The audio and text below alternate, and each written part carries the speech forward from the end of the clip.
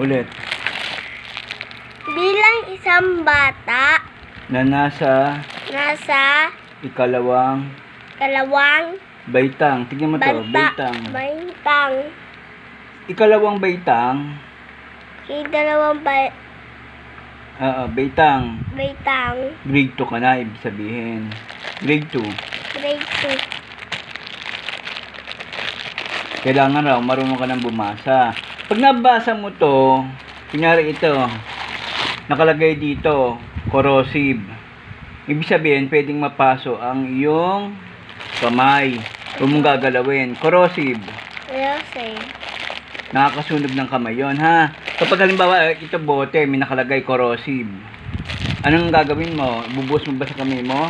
Hindi. Sabi mo, nakakapaso. Nakakapasok. Kapag naman nakalagay poison, ibig sabihin magiging buto ka, malalasong ka. Poison, nakakalason, ha? Papa. Poison mo, poison. Person.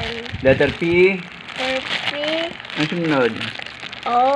I, S. O, N. N. Poison. Person. O, kapag ito nakalagay, may apoy. Hawakan mo pa ba yun? Hindi.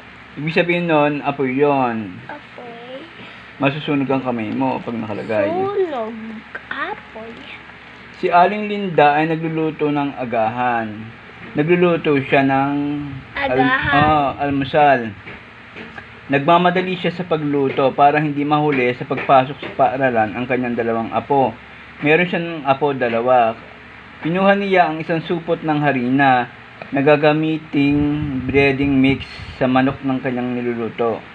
Mabilis niya itong inihalo. Nang maluto ang pagkain, agad niyang tinawag ang dalawang apo upang kumain.